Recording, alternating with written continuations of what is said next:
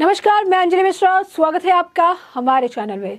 दिल्ली के ऊपर राज्यपाल वीके सक्सेना एक बार फिर से एक्शन में नजर आ रहे हैं। दिल्ली के ऊपर राज्यपाल वीके सक्सेना ने अब व्यापार और कर विभाग में भ्रष्टाचार को रोकने के लिए बड़ा कदम उठाया है। आखिर क्या कदम उठाया है दिल्ली के उप राज्यपाल वीके सक्सेना ने, इसके बारे में आइए विस्तार से जान लेते हैं। दिल्ली के उप राज्यपाल वीके सक्सेना ने व्यापार और कर विभाग में हो रहे भ्रष्टाचार पर लगाम लगाने के लिए कड़ा कदम उठाया है। एलजी के निर्देश पर मुख्य सचिव ने विभाग में पिछले 5 से 7 साल से अधिक समय से काम कर रहे कर्मचारियों और अधिकारियों के तबादले कर दिए हैं, जिनकी संख्या तकरीबन 60 बताई जा रही है। गौरतलब है कि व्यापार और कर विभाग में भ्रष्टाचार के प्रति जीरो टॉलरेंस, ईमानदारी, जवाबदेही और पारदर्शिता लाने के उद्देश्य से उपराज्यपाल विनय कुमार सक्सेना के निर्देश पर मुख्य सचिव द्वारा तबादले किए गए हैं। दिल्ली के मुख्य सचिव ने फैसला लिया है कि ट्रेड और टैक्स डिपार्टमेंट में सिर्फ वही अधिकारी और कर्मचारी जाएंगे जो पहले विभाग में सेवाएं नहीं दे चुके हैं। उधर अन्य विभागों से व्यापार और कर विभाग में जिम्मेदारी देने के लिए पहले आओ और पहले जाओ नीति का पालन किया गया है। ऐसे में आपको बता दें कि विनय कुमार सक्सेना का ये बड़ा कदम बताया जा रहा है। दिल्ली के उपराज्यपाल ने व्यापार और कर विभाग में भ्रष्टाचार को रोकने के लिए ये कदम उठाया है। एलजी के सक्सेना के निर्देश पर काम करते हुए मुख्य सचिव ने विभाग में पिछले कम से कम 7 साल से अधिक से समय से काम कर रहे कर्मचारियों और अधिकारियों के तबादले कर दिए हैं। व्यापार और कर विभाग में भ्रष्टाचार के प्रति जीरो टॉलरेंस, ईमानदारी, जवाबदेही, पारदर्शिता लाने के उद्देश्य से उपराज्यपाल वीके सक्सेना ने ये निर्देश दिए हैं, ऐसा मुख्य सचिव द्वारा कहा गया है और इसी वजह से उन्होंने तबादले भी किए हैं। दिल्ली के मुख्य सचिव ने फैसला ये भी लिया है कि डिपार्टमेंट में जो अधिकारी हैं या कर्मचारी हैं वो तभी जा पाएंगे जब उन्होंने पहले वाले विभाग में सेवाएं नहीं दी है। उधर अन्य विभागों से व्यापार और कर विभाग की जिम्मेदारी देने के लिए पहले आओ और पहले जाओ नीति का पालन किया गया। वहीं दिल्ली के राज्यपाल और आम आदमी पार्टी सरकार के बीच एक बार फिर से तानातानी बढ़ गई है। इस बार मामला दिल्ली के मुख्यमंत्री अरविंद केजरीवाल द्वारा प्लानिंग डिपार्टमेंट को डीडीसीडी के वाइस चेयरमैन जैस्मिन शाह के खिलाफ की गई कार्रवाई को वापस लेने के निर्देश को लेकर है। अब इस मामले में एलजी दफ्तर की ओर से प्रतिक्रिया भी आई है। एलजी ऑफिस की ओर से ये कहा गया है कि डीडीसीडी को लेकर दिल्ली के सीएम अरविंद केजरीवाल के 8 दिसंबर 2022 को दिया आदेश जानबूझकर ध्यान हटाने के लिए है, जबकि 30 नवंबर 2022 को दिल्ली के प्लानिंग डिपार्टमेंट के मंत्री और डिप्टी सीएम मनीष सिसोदिया की भेजी गई फाइल का निस्तारण किया जा चुका है।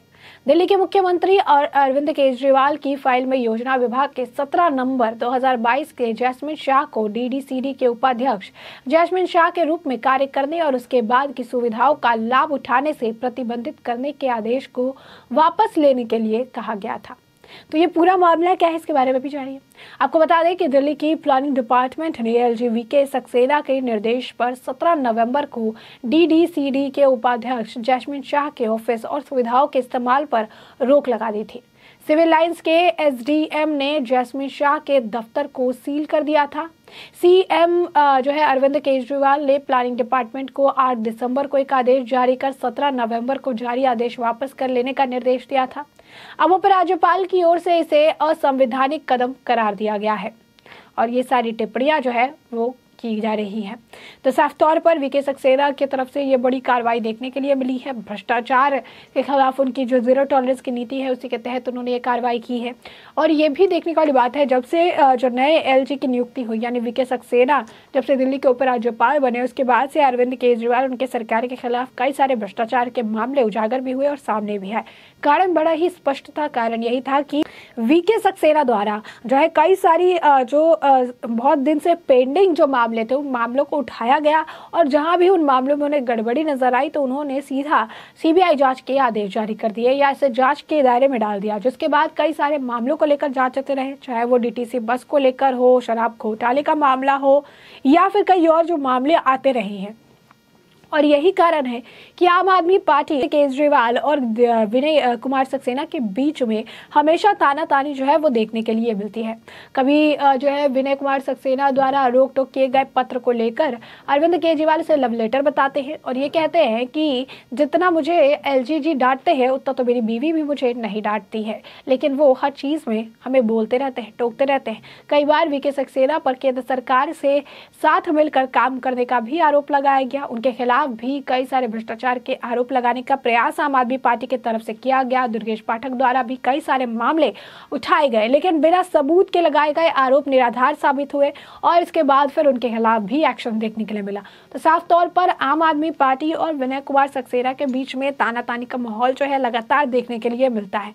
और इसी बीच जिस तरीके से ये बड़ा कदम उठाते हुए ये तबादले किए गए हैं, पहले आओ पहले जाओ कि ये जो नियम बनाए गए हैं, इससे भी कहीं ना कहीं मुश्किलें बढ़ सकती है। क्योंकि साफ तौर पर अगर आप देखेंगे तो आम आदमी पार्टी के एक के बाद एक कई सारे भ्रष्टाचार इन कुछ दिनों में निकल कर सामने आए हैं। खासकर तब से अगर आप देखें जब से विनय कुमार सक्सेना की नियुक्ति हुई है, तब से सबसे ज्यादा भ्रष्टाचार का खुलासा जो है वो देखने के लिए मिला है। जिससे ये बात स्पष्ट है कि जिस तरीके से काम किया जा रहा है, जिस तरीके से मामले उजागर किए जा रहे हैं और तुरंत उस पर कार्रवाई के आदेश दे दिए जाते हैं, इससे आम आदमी पार्टी काफी ज्यादा नाखुश और नाराज नजर आती है। और विनय कुमार सक्सेना से नाराजगी का कारण भी यही है। चाहे कितनी भी आप कह सकते हैं कि इनके बीच में एक सॉफ्ट टर्म बनाने का ये प्रयास करें, लेकिन जैसे इनके टर्म्स पुराने एलजी के साथ थे वैसे इनके टर्म्स जो है नए एलजी विनय कुमार सक्सेना के साथ भी नजर आ रहे हैं।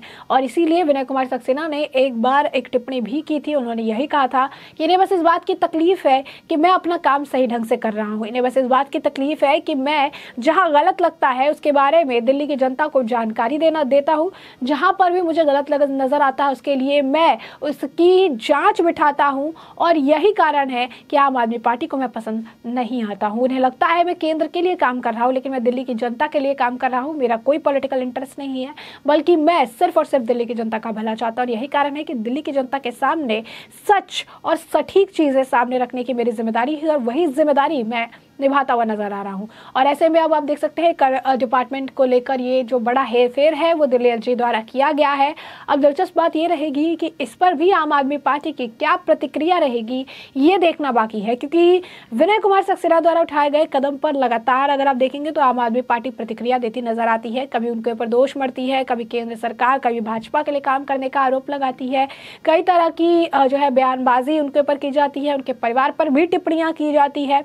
अब ऐसे में जिस तरीके से ये बड़े तबादले, बड़ा हेरफेर जो किया गया है, जहां पर 5 से 7 साल के समय तक, लंबे समय तक जिन्होंने काम किया है उन्हें हटाया गया है, 60 के तकरीबन ये तबादले किए गए हैं। और ये भी कहा है पहले आओ और पहले जाओ की नीति जो है यहाँ पर लगाई जाएगी ताकि पारदर्शिता जो है बनी रहे, ताकि भ्रष्टाचार इस डिपार्टमेंट में ना हो। तो ये बड़ा कदम है, कड़ा कदम है। और ऐसे में आम आदमी पार्टी के इस पर क्या प्रतिक्रिया रहेगी, इससे भी हम आपको अपडेट रखेंगे। फिलहाल के लिए इस पूरे मामले पर आपकी भी जो राय हो कमेंट सेक्शन में कमेंट करके जरूर साझा करें।